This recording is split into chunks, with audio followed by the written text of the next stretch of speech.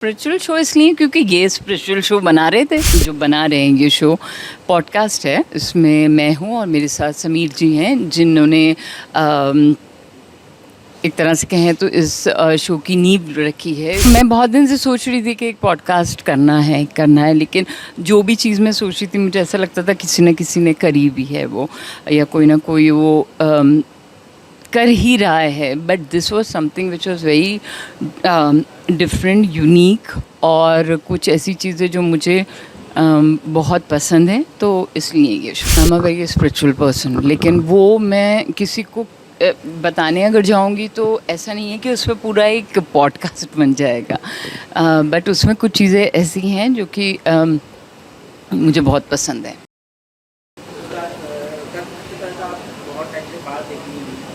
और एक spiritual show host कर रही हैं आप, तो क्या बैकग्राउंड है फिल्म से डायरेक्टली स्पिरिचुअल शो होस्ट करना कैसे हुआ?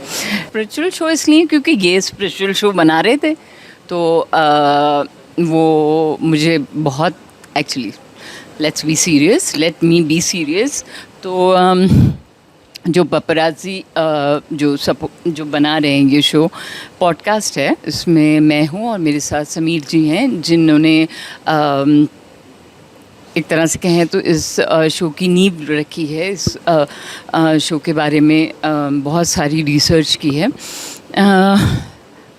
तो मैं बहुत दिन से सोच रही थी कि एक पॉडकास्ट करना है, लेकिन जो भी चीज़ मैं सोच रही थी मुझे ऐसा लगता था किसी न किसी ने करी भी है वो, या कोई ना कोई वो कर ही रहा है। But this was something which was very different, unique, और कुछ ऐसी चीज़ें जो मुझे बहुत पसंद है, तो इसलिए ये शो।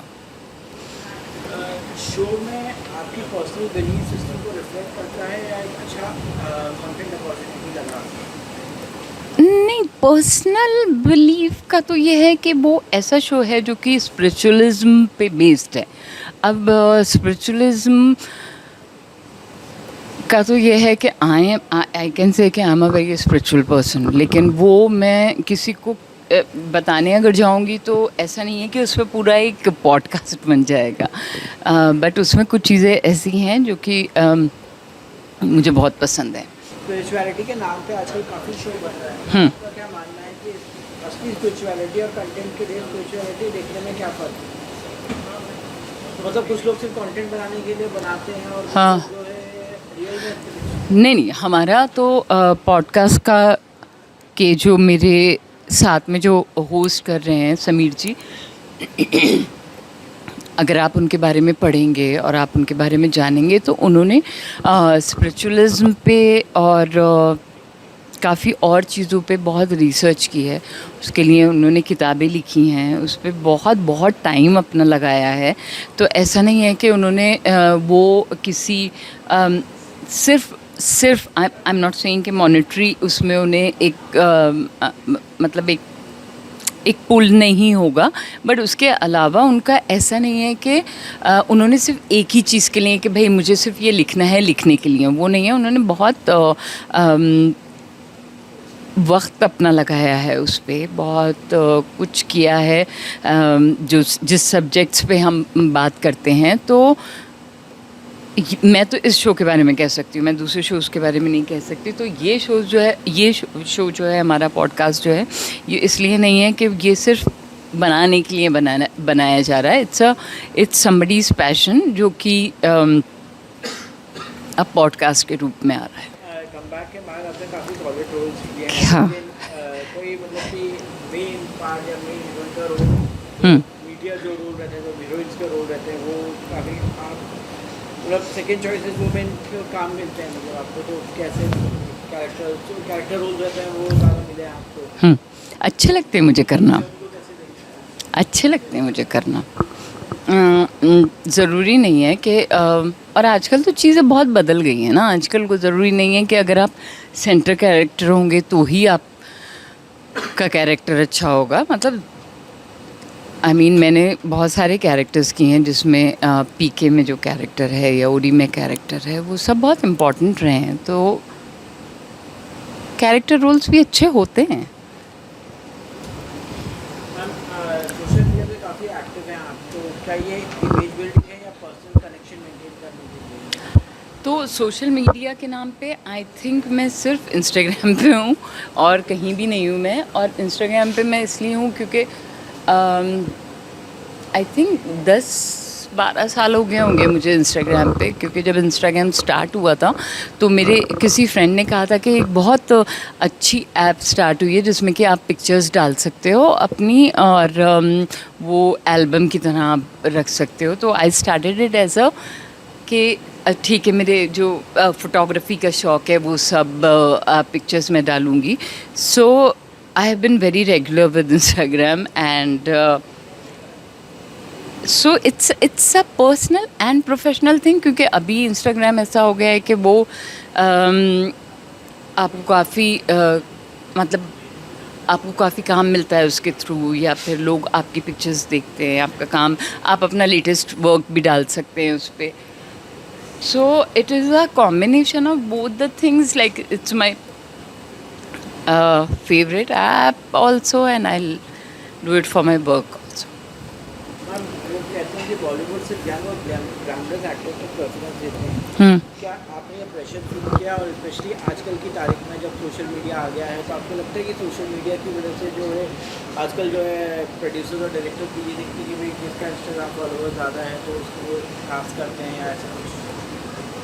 नहीं, ये चीज़ मैंने मतलब मुझसे कभी किसी ने नहीं कही। तो इस बारे में मैं actually I be the wrong person to answer this question. Ma'am but आपको लगता है कि बॉलीवुड में यंग और ग्लैमरस एक्टर्स को प्रेफरेंस मिलता है?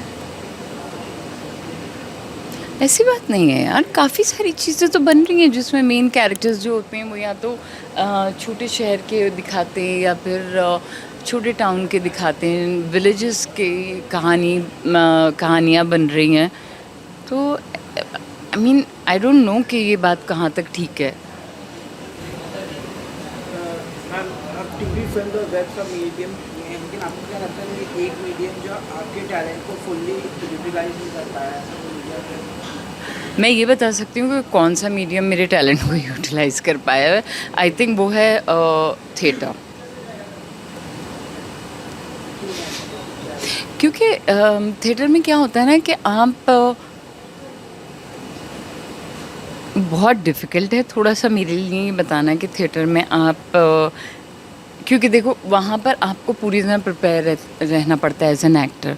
और पूरी तरह प्रिपेयर रहने का मतलब सिर्फ यही नहीं है कि आपको अपनी लाइंस याद हो, आपको प्रॉपरली परफॉर्म करना है, आपको अपने फेलो एक्टर्स के साथ परफॉर्म करना है, और आपको बहुत, अगर वो 3 घंटे का शो है तो आपको 3 घंटे तक बहुत अलर्ट रहना है। एंड आपको इमोशंस भी लाने हैं जो कि अलग अलग किस्म के इमोशंस होते हैं। सो आई फील कि उसमें आप एज एन एक्टर आप बहुत फ्री होते हैं, आप मतलब मुझे तो बहुत मज़ा आता है थिएटर करके। सो या मैम आपकी पर्सनल लाइफ हमेशा ग्रो की रही है, तो क्या ये कॉन्शियस डिसीजन था या मीडिया से दूर रहने का, या मीडिया को इग्नोर किया? मैंने तो ना दूर रही ना इग्नोर किया कभी, बट नहीं, हाँ मैंने नहीं इग्नोर किया, कहाँ इग्नोर किया। वेब सीरीज और बोल्ड रोल्स के बीच में आपने कभी किसी रोल को रिजेक्ट किया है क्योंकि वो आपके वैल्यूज या कंफर्ट जोन के अगेंस्ट था?